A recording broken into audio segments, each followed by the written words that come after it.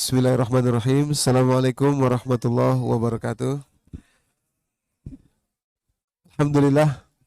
Alhamdulillahillazi anzala sakinata fi qulubil mu'minin liyazdadu imanan ma'a imanihim. Walillahi junudus samawati wal ard wa kana Allahu aliman hakima. Assalatu wassalam ala al-mabu'utsur rahmatan lil alamin, asyrafal anbiya'i wal mursalin wa ala alihi wa sahbihi ajma'in, amma ba'd. Ma'asyiral muslimin wal muslimat rahimakumullah, Bapak Ibu yang dirahmati Allah. Kita menemukan banyak sekali kendala, terutama untuk menjelaskan kepada generasi berikutnya, generasi kita berikutnya, mengenai perintah-perintah agama gitu ya. Terutama soal sholat. Jadi kalau anak-anak tuh disuruh sholat susah gitu ya. Banyak sekali pertanyaan seperti itu, terutama di Indonesia dan di sini ya, dari jamaah-jamaah kita. I'll try to make you understand a little bit by in the end ya. Jadi banyak sekali persoalan kita untuk ngajak sholat itu susah gitu.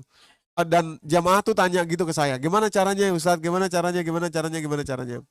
Sebetulnya Bapak Ibu yang dirahmati Allah, menurut saya ada satu missing link yang di dalam Al-Quran itu ada, tapi belum banyak kita terapkan dalam pendidikan kepada generasi kita.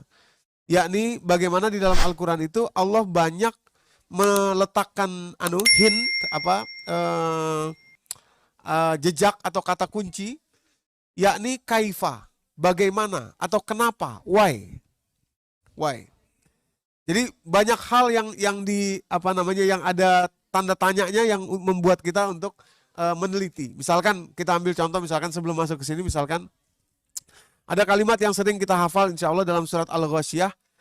Afala yanzuruna ilal ibili kaifa khuliqat, wa ilas samai kaifa rufi'at, wa ilal ardi kaifa nusibat, wa ilal jibali kaifa sutihat, wa ilal ardi kaifa nusibat. Apakah kalian tidak lihat bagaimana? So the how, bagaimana onta itu diciptakan gitu ya. Dulu saya tahunya onta itu dijelaskan bahwa orang Arab tuh dulu kalau bangun tidur lihatnya onta. Makanya dalam Al-Quran itu onta. Afala yanzuruna ilal ibili kaifa khuliqat. Padahal Al-Quran itu kan untuk seluruh manusia di seluruh tempat, di seluruh bumi, bukan hanya untuk orang Arab gitu ya. Nah, begitu kita masuk kepada kaifanya, ternyata kita akan menemukan bahwa onta itu dijadikan Allah sebagai tanda Allah itu maha kuasa, Allah itu menciptakan tuh emang bukan kebetulan, emang bukan karena hanya dia mungkin ada di Arab dan sebagian di Australia, bukan itu. Tapi onta ternyata adalah satu-satunya mamalia, Bapak Ibu yang dirahmati Allah, yang sel darah merahnya itu berbentuk oval. Tidak sama dengan mamalia yang lain. Mamalia yang lain sel darah merahnya bulat, sehingga tidak tahan dengan dingin. Akan bisa hipotermia karena viskusitas atau kekentalan darahnya akan segera nempel ketika terlalu dingin atau terlalu panas. Tapi onta itu lonjong, oval, sel darah merahnya, sehingga sedingin apapun dia nggak akan masalah. Sepanas apapun dia juga nggak akan masalah. Jadi onta itu diletakkan Allah sebagai salah satu cara untuk kita berpikir bagaimana Allah menempatkan dan menciptakan onta sedemikian rupa. Bukan hanya karena di Arab saja, gitu ya. Nah, oleh karenanya Bapak Ibu yang dirahmati Allah, sebetulnya dari semua perintah Allah ini memang ada why-nya. Kenapa? Ya, kemarin kita berturut-turut beberapa hari membicarakan kenapa puasa. Kenapa bulan Al-Quran tapi disuruh puasa gitu ya. Syahrul Ramadan allazi unzila fil Quran. Hudalinas wa bayyinatin minal huda wal furqan. Faman syahida minkumus syahra falyasum. Ini bulan turunnya Quran. Kalau Anda jumpa bulan ini Anda wajib puasa gitu ya. Kok bulan Quran tapi disuruh puasa? Kalau bulan Quran disuruh baca Quran kita ngerti, itu inline. Tapi bulan Quran disuruh puasa. Ternyata ada hormon yang tidak akan ada kecuali kita lapar, namanya grelin. Dan grelin itu akan memicu neurotropi di dalam otak kita, yakni tumbuhnya sel otak yang baru dan menyalakan sel otak yang baru. Hanya ada kalau kita lapar. Jadi kita menyiapkan sel otak baru kita, masuk Quran kepada kita, itulah salah satu gunanya puasa gitu. Kenapa bulan Ramadan, bulan Quran tapi disuruh puasa. Nah, sekarang hari ini insya Allah kita akan sharing karena waktunya singkat, jadi saya coba padatkan. Yang pertama, gerakan sholat. Tentu tidak semua gerakan akan kita bahas. Kenapa ada gerakan sholat itu? Ini saya ingat sekali gerakan sholat yang pernah saya tanyakan kepada orang dewasa waktu saya kecil. Jadi gerakan sholat yang lain tentu saja banyak, tapi gerakan sholat ini hanya dimiliki oleh sholatnya orang Islam. By the way, orang zaman Nabi Zakaria, zaman Nabi Isa, zaman Nabi Musa juga sholat. Ya, sholat Nabi Musa juga sholat. Surat Yunus ayat 87 misalkan. Wa wahayna ila Musa wa akhihi antabawa liqaumikum bi Misran. Kemudian buyutan waj'alhu buyutakum qiblatan wa aqimis shalah. Jadikanlah tempat kalian, rumah kalian sebagai kiblat dan jadikanlah dia tempat menghadap untuk sholat. Begitu pula Nabi Zakaria, hunalika da'a Zakaria rabbahu qala rabbi habli min ladunka dzurriyyatan thayyibah, dan seterusnya. Fanadatsul malaikatu wa huwa qa'imun yusalli fil mihrab. Ketika dijawab doanya Nabi Zakaria, beliau ketika itu, jadi Nabi Zakaria, Nabi Musa, Nabi Isa itu sudah sholat. Sholat juga, dan sholatnya tuh sama dengan kita, berdiri, cuman duluan sujud, kemudian ruku, baru berdiri lagi, berdiri, sujud, ruku, berdiri, sujud, ruku, gitu ya. Nah, ada satu yang tidak ada dalam sholat mereka. Gitu ya. Ada satu yang hanya ada dalam sholat kita, dalam sholatnya umat Nabi Muhammad, Bapak Ibu yang dirahmati Allah, ya, yaitu tasyahud. Tasyahud nggak ada. Tasyahud cuma milik kita itu, cuma sholatnya Nabi Muhammad, umatnya Nabi Muhammad yang tasyahud. Maka itu penting tasyahud untuk dibicarakan, ada apa di baliknya. Saya ingat pernah bertanya waktu kecil-kecil seperti ini. Saya pernah tanya ke orang dewasa di sekitar saya. Sampai sekarang saya masih ingat, saya tanya begini, boleh nggak sih tasyahud ini nggak pakai tangan kanan, boleh nggak? Kenapa harus tangan kanan? Gitu ya. Kenapa nggak bisa pakai tangan kiri aja? Gitu ya, tasyahud itu. Nah, saya ingat saya nggak dapat jawaban apa-apa ketika itu. Bahkan kalau nggak salah ingat, diomelin juga lah kira-kira. Udah kamu anak kecil jangan nanya yang macem-macem gitu ya. Udah ikutin aja lah kira-kira begitu ya kira-kira. Nah, Bapak Ibu yang dirahmati Allah, padahal disitulah ada keajaiban luar biasa sehingga nanti kita bisa paham, kita bisa sampaikan kepada anak-anak kita kenapa mereka harus sholat, gitu ya. Kenapa mereka harus menjaga sholat, gitu ya. Nah, jadi tasyahud ini Bapak Ibu, ini hadisnya riwayat Imam An-Nasai nomor hadis 1160 dan Sunan Ibnu Hibban dalam bab yang kelima atau kitab yang kelima kalau kita pakai kitab yang aslinya nomor hadis 274. Kalimatnya begini. Ketika Nabi SAW bertasyahud, beliau itu wada'a yadahul yumna, beliau tangan kanannya itu diletakkan ala fakhizihil yumna, di atas paha kanannya, ya, tangan kanannya diletakkan di atas paha kanannya. Oke, tangan kanan di atas paha kanan, ya. Kanan. Tangan kanan di atas paha kanan. Wa asyara bi usbu'il lati tali ibham, dan kemudian berisyarat dengan jari telunjuknya fil kiblah, ke arah kiblat. Jadi tangan kanan di atas paha kanan, kemudian berisyarat dengan jari telunjuknya ke arah kiblat, fil kiblah. Nah, yang menarik ada kalimat begini, Bapak Ibu. Wa rama bi basarihi ilaiha. Wa rama bi basarihi ilaiha. Ya. Roma itu dalam bahasa Arab, ya. Kalau dalam bahasa Indonesia itu penyanyi dangdut, ya, tapi kalau dalam bahasa Arab, Roma itu artinya melemparkan. Melemparkan. Melemparkan itu kira-kira begini. Sayanya ada di sini, saya lemparkan tisunya sampai ke sana, sayanya nggak pindah. Itu melemparkan, gitu ya. Nah, itu ya, misalkan dalam surat Al-Anfal ada kalimat Allah, wa ma romaita iz romaita walakin Allah roma, gitu ya. Dan bukanlah kamu yang melempar ketika kamu melempar dalam peperangan itu, tapi Allah lah yang melempar. Roma itu kitanya ada di sini, barang yang kita lempar menjauh dari kita, gitu kira-kira begitu. Nah, jadi maksud hadis tadi waroma bibasorihi ilaiha itu Nabi tangan kanannya di atas paha kanan, kemudian telunjuknya mengisyarat ke kiblat, dan pandangan matanya yang beliau lemparkan ke kanan. Jadi kalau boleh saya contohkan, ini biar jelas. Kalau boleh saya contohkan Bapak Ibu yang dirahmati Allah, tasyahudnya Nabi itu bukan kepalanya begini, bukan. Bukan kepalanya begini ya, maaf saya contohkan ibu-ibu. Jadi telunjuk begini, kepalanya bukan begini, tapi kepalanya ke sana, cuma pandangan matanya saja yang tadi waroma bibasorihi ilaiha. Jadi pandangan matanya lah yang ke situ. Jadi kira-kira melirik seperti ini ke arah kanan. Ya, jadi melirik seperti ini ke arah kanan, ke arah telunjuknya tadi itu ya. Jadi bukan kepalanya, tapi pandangan matanya. Ini penting sekali. Dari situ nanti kita akan tahu ada keajaiban yang luar biasa. Ibu. Jadi waroma bibasorihi ilaiha. Beliau melemparkan pandangan matanya ke arah kanan. Ya, ini sangat penting. Kenapa begitu? Kenapa ini penting?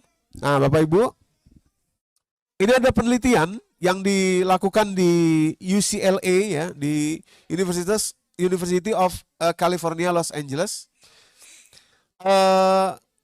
Penelitian ya, ini beberapa orang partisipan ya diajak ikut dalam penelitian ini. Secara sederhana saya ceritakan, mereka dipasangi istilahnya virtual reality ya. Virtual reality, dipasangi virtual reality di kepalanya masing-masing, di anunya. Kemudian dimasukkan ke mesin fMRI atau functional mirroring resonance imaging gitu. Jadi bedanya fMRI dengan MRI adalah kalau fMRI begitu terjadi gerakan kefoto gitu ya. Kalau MRI kita yang moto untuk sesuatu gitu kira-kira gitu. Nah, dimasukin ke fMRI sambil di dalam matanya itu dikasih virtual reality yang sudah diinstal di situ, ya. Jadi UCLA team recruited subject to play a game of cyberball gitu ya. Dalam virtual reality itu cyberball. Jadi di dalam videonya itu dibuat permainan video, satu orang melempar bola dari A ke B terus lempar ke C gitu ya. A, B, C. Terus si C ini seolah-olah ngelempar lagi, main lagi gitu ya. A, B, C gitu ya. Nah, ketika itu terjadi, itu oke. Nah, tiba-tiba Bapak Ibu yang dirahmati Allah, A lempar ke B, tahu-tahu B tidak lempar lagi ke dia, tapi cuma lempar ke A saja. Jadi dia nggak diajak main. Tiba-tiba dia nggak diajak main, si subjek ini nggak diajak main gitu ya. Nah, saat itu kan terjadi perubahan emosional karena dia nggak diajak main ya. Jadi as participant felt more excluded, saat partisipan itu merasa tidak diikutkan dalam permainan itu, bagian otak yang muncul adalah dorsal anterior cingulate cortex ini ya. Apa itu dorsal anterior cingulate cortex? Nanti kita buka. Jadi Bapak Ibu yang dirahmati Allah, ketika dia tidak diajak main, ketika dia feel excluded, ya, maka bagian otak anterior cingulate cortex-nya aktif. Bagian otak apa itu? Anterior cingulate cortex itu Bapak Ibu, ini ya. Ini anterior cingulate cortex ini ya. Ini adalah bagian otak yang menunjukkan atau menyimpan stres, distress, ya, ini distress of both physical pain or social exclusion. Jadi rasa sakit sosial, rasa sakit tidak diajak, trauma tidak diajak, sedih, kecewa dan lain sebagainya, itu tersimpan di bagian otak yang sama dengan physical pain, yakni namanya dorsal anterior cingulate cortex. Bagiannya sama. Ya. Nah itu terjadi ketika orang nggak diajak main, ketika nggak diajak lagi main bola gitu. Nah yang menarik adalah yang berikutnya di kalimat yang paling bawah gitu ya. Conversely, sebaliknya, as the person felt less excluded, setelah nggak diajak main, terus tiba-tiba diajak main lagi. So dia merasa less excluded sekarang karena sudah diajak, sudah di-included, sudah diajak main. When the ball was thrown to them, saat bola itu dilempar ke mereka lagi, ya, the right ventral prefrontal cortex, ya, ini penting sekali, the right ventral prefrontal cortex displayed more activity, ya. The right ventral prefrontal cortex displayed more activity, gitu. Nah, right ventral prefrontal cortex itu turn out adalah bagian yang akan bisa meredakan dorsal anterior cingulate cortex tadi, tempat tersimpannya exclusion pain ataupun physical pain. Gitu ya. Nah, ini Bapak Ibu. Jadi dorsal anterior cingulate cortex tadi display more activity ketika dia tidak diajak main, ketika dia feel excluded gitu, ketika dia stres, ketika dia trauma, ketika dia sakit gitu ya. Nah, tapi penawarnya adalah activity di right ventral prefrontal cortex, bagian kanan dari prefrontal cortexnya, ya bagian kanan di sini Bapak Ibu. Itu ya. Maka itu sekarang di UCLA di Amerika dan beberapa tempat di Inggris, Bapak Ibu yang dirahmati Allah, untuk terapi psikiatri terutama kepada trauma-trauma masa kecil yang seperti ini, para psikiater itu melakukan terapinya tuh pasiennya suruh berdiri menghadap ke depan, terus psikiaternya lempar bola dari sebelah kanan. Dia nggak boleh, kepalanya nggak boleh ke kanan, tapi dia dipaksa untuk melihat ke sebelah kanan. Dilempar bola sambil dia nangkap bola dari sebelah kanan. Dengan harapan RVPFC-nya, right ventral prefrontal cortex-nya aktif. Nah, ketika aktif itulah kemudian bisa di-trigger untuk menyembuhkan trauma-trauma masa lalu, menyembuhkan rasa sakit, rasa kecewa, dendam, sedih, dan lain sebagainya yang tersimpan di dorsal anterior cingulate cortex, Bapak Ibu. Jadi Bapak Ibu yang dirahmati Allah, ya, inilah sebetulnya yang merupakan rahasia di balik kenapa tasyahud itu harus pakai tangan kanan. Tidak bisa pakai tangan kiri. Bahkan kalau orang maaf tangannya buntung, dia berisyarat seolah-olah tangannya ada. Tetap pakai tangan kanan. Tetap matanya melihat ke kanan. Bapak Ibu yang dirahmati Allah. Kenapa? Karena mata kita, nih bola mata kita ini, Bapak Ibu ya, ini bola mata kita, itu langsung terhubung kepada 5 titik di otak kita. Langsung. 1, 2, 3, 4, 5. Yakni bagian prefrontal cortex, bagian depan tadi itu. Jadi ketika mata kita mengarah ke kanan, otomatis right ventral prefrontal cortex kita terdisplay lebih aktif. Dan itu artinya dia sedang menghealing stres yang ada tersimpan di dorsal anterior cingulate cortex tadi yang sebelumnya itu. Gitu. Nah, jadi gerakan itu adalah gerakan untuk meredakan stres. Gerakan untuk menghapus trauma masa lalu. Gerakan mata ke kanan itu tadi. Gerakan melihat usbu tadi, telunjuk tangan kanan kita. Jadi tapi khusus kanan. Khusus kanan. Maka tadi Rasul meletakkan tangan kanannya ala fakhizil yumna di atas paha kanan dan kemudian mendisplay seperti ini juga jari yang kanan. Bapak Ibu yang dirahmati Allah. Kenapa? Karena right ventral prefrontal cortex kita yang diaktifkan. Jadi 14 abad yang lalu Allah sudah memberikan cara kepada kita yang di abad 21 ini baru ditemukan begitu kira-kira begitu. Baru dipahami padahal kita sudah punya 14 abad yang lalu cara untuk meredakan stres yang khusus dari dalam diri kita sendiri.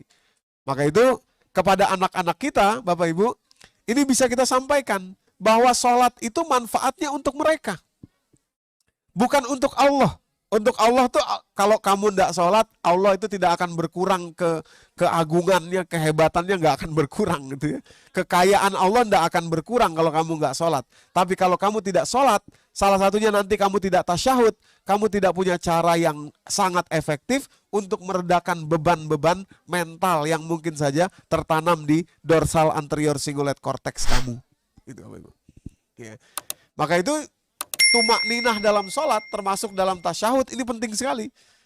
Saat tasyahud itu kita tumak ninah, kita betul-betul melihat ke kanan, kepada telunjuk kita, kemudian kita membaca isi tasyahud itu dengan tartil ya, membacanya dengan paham isinya, at-tahiyatulillah dan seterusnya itu, segala puji bagi Allah dan sebagainya. Nah, dampaknya luar biasa. Bapak Ibu yang dirahmati Allah untuk bisa memperbaiki, membersihkan trauma-trauma yang mungkin tersimpan di dalam bagian otak dorsal anterior cingulate cortex kita. Oke, ini tasyahud ya. Kita masih punya waktu berapa lama lagi nih Pak? Pak Iman? 15 menit ya? 20 menit, oke. Oke, biar whole package dapat ya. Saya lihat juga banyak anak-anak kita di sini, mudah-mudahan mereka mendengarkan. Ini tadi gerakan, saya ambil satu saja yang paling penting ya, ini gerakan tasyahud. Kalau gerakan yang lain saya pikir mungkin bisa banyak dipelajari di tempat yang lain. Nah sekarang kita ke waktu sholat. Kenapa ada waktunya sholat itu ya? Kenapa sholat itu ada waktunya? Kenapa sholat nggak bisa digeser gitu kan ya? Gesernya adalah karena matahari. Ini seperti daylight saving, seperti misalkan kita ke Alaska atau ke tempat di mana matahari, yang menggeser adalah matahari. Gitu ya. Jadi saya singkat saja di 20 menit terakhir, anak-anak sekalian, anak-anakku sekalian, this is why you have to pray. Dan this is why prayer itu ada time-nya, ya ada time schedule-nya, gitu ya.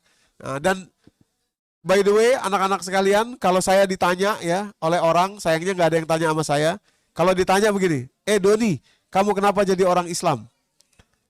Mungkin dulu jawaban saya adalah karena bapak ibu saya Islam, gitu ya. Atau setidaknya, oh Islam yang paling benar, gitu ya. Oke.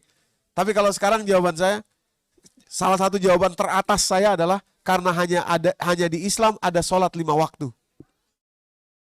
dengan ketetapan waktunya. Kenapa? Karena dampaknya besar buat saya ternyata. Oke, saya cepat. Bapak Ibu, 3 orang ini dapat hadiah Nobel tahun 2017 atas penelitian mereka tentang circadian rhythm, ya, ritme tubuh kita. Jadi tubuh kita ini punya jam, ya namanya kronobiologi, jam di dalam tubuh atau ke dalam satu hari namanya circadian rhythm gitu ya.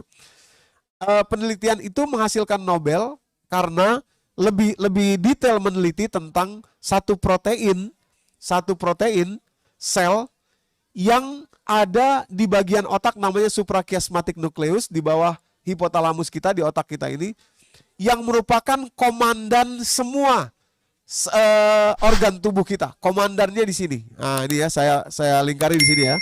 Namanya SCN, suprachiasmatic nucleus. Dia mengeluarkan sel protein yang mengatur semuanya. Ini mengatur ke sini, pencernaan, mengatur ke pankreas, mengatur ke ginjal, bahkan mengatur massa otot di dalam tubuh kita.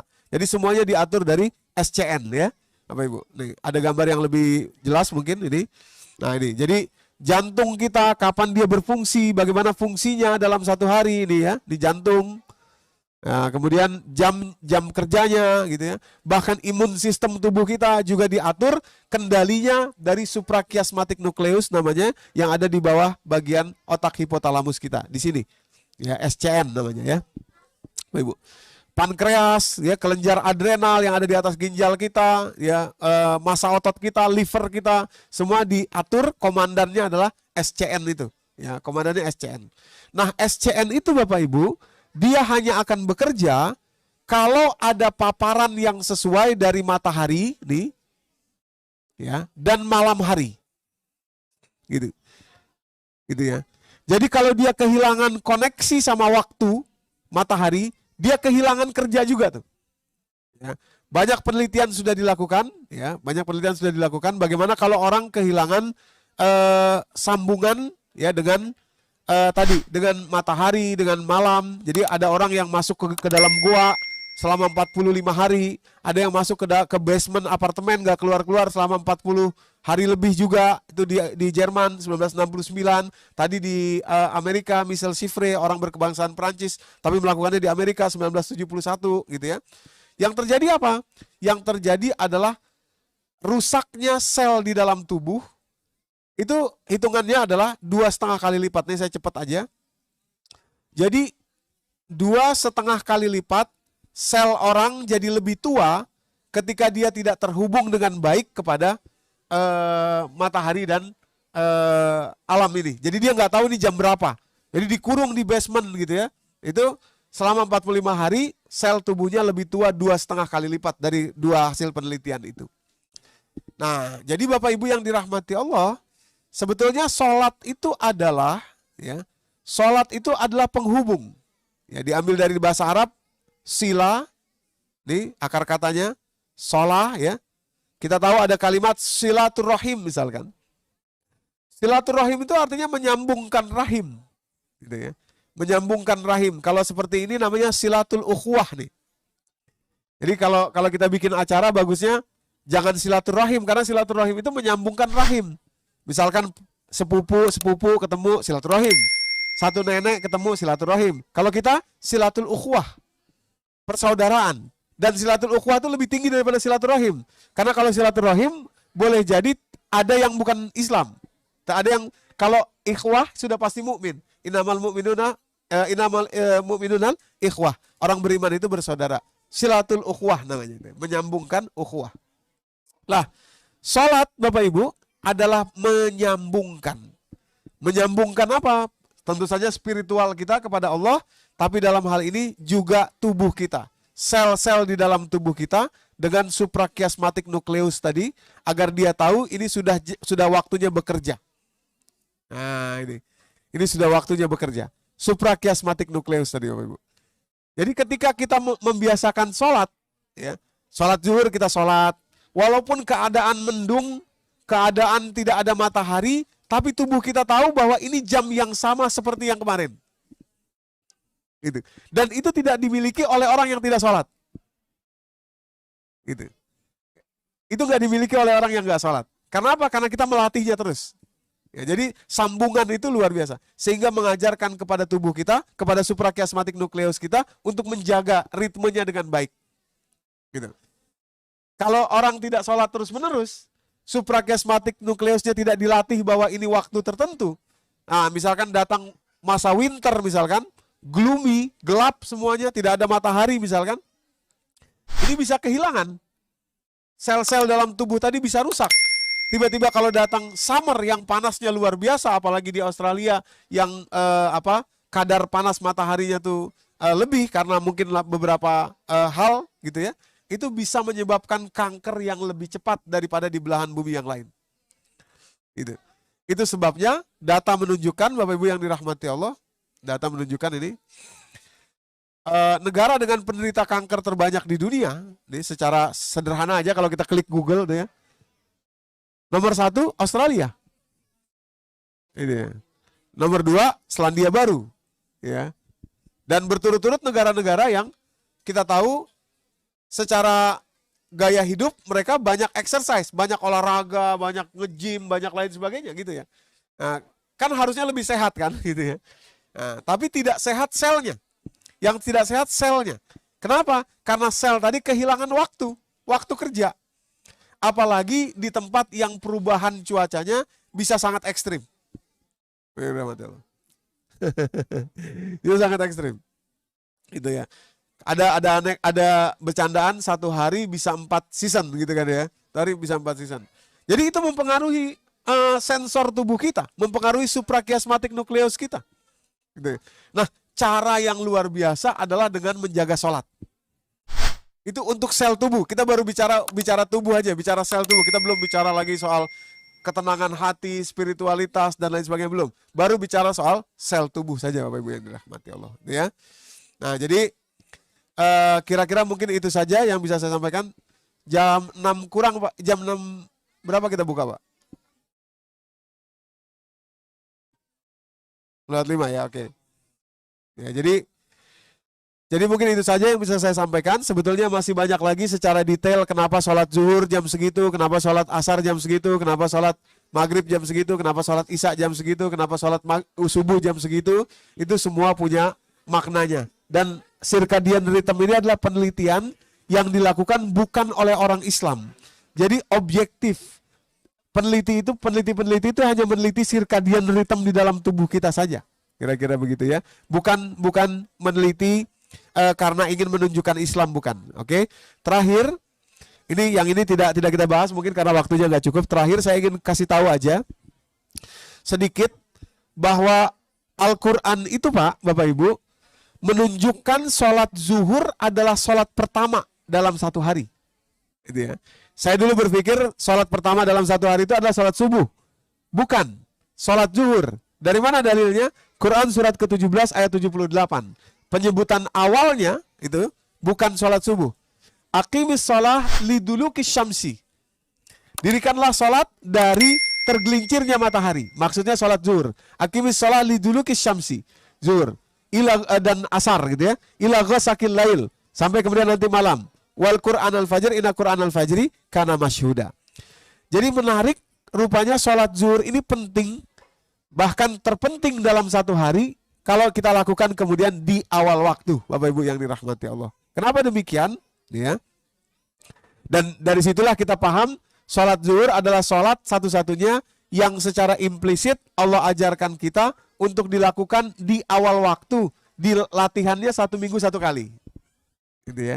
Ya ini namanya sholat Jumat, Bapak Ibu ya.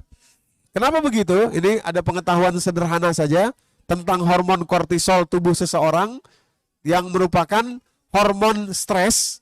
Kalau berlebihan dia akan mengakibatkan glukokortikoid istilahnya. Glukokortikoid itu adalah protein dalam tubuh kita diambil jadi glukosa dan menekan imun sistem tubuh kita. Kita butuh kortisol hanya cukup saja, tidak boleh terlalu banyak. Nah, semua itu nanti akan bertumpu pada sholat zuhur.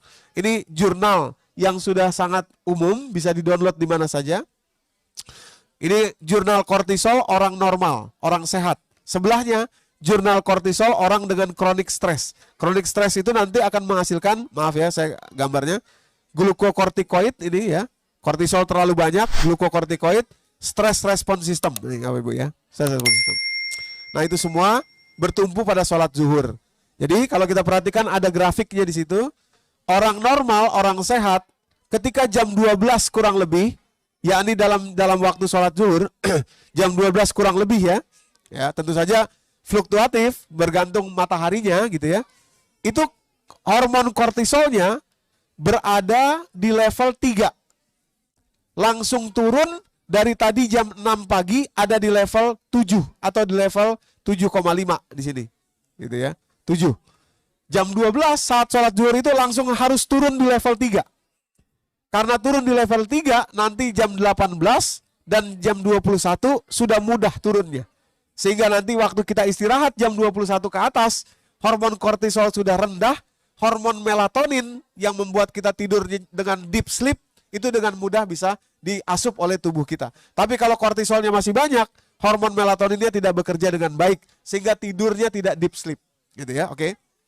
Nah, sebelahnya kalau kita bandingkan orang dengan kronik stres, Bapak Ibu yang dirahmati Allah, di jam 12 siang kurang lebih waktu zuhur, more or less tentu saja, ya dalam sepanjang tahun berubah sedikit atau bertambah sedikit, itu kortisolnya masih di level 4.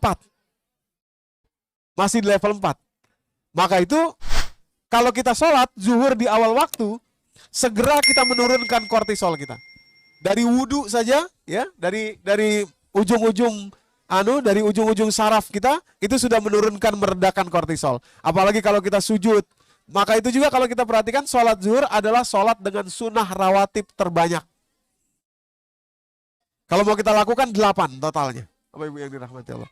Nah, singkat ya, apa yang terjadi kepada orang dengan kronik stres? Jam 12 siang kortisolnya masih level 4. Akhirnya karena jam 12 masih tinggi, maka di jam 18 masih tinggi, di jam 21 masih tinggi. Inilah yang membuat kemudian hormon kortisolnya tidak terkendali, sehingga hormon melatonin yang untuk deep sleep tadi kurang bisa diserap oleh tubuh kita. Sehingga orang ini tidak tidur dengan deep sleep, besoknya istilahnya sleep deprivation, dia tidur tapi besoknya bangun tidur capek. Bangun tidur masih lelah, bangun tidur tidak terasa segar, Bapak Ibu yang dirahmati. Kenapa? Karena kortisolnya terlalu banyak.